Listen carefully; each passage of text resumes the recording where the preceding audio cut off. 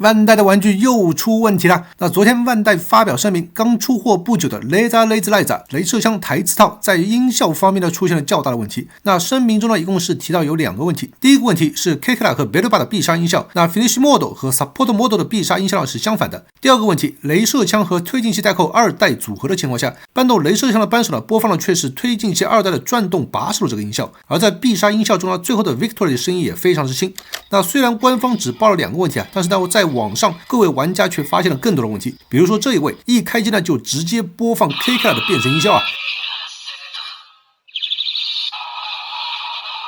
还有这位启动后就会不断发出很奇怪的音效。那总之呢就是各种问题啊。官方呢目前承诺会再次全新生产，并且提供给有问题的玩家，但具体的申请和处理方法呢目前还没有公布。那已经购买的各位赶紧看一下自己的玩具是否有中奖吧。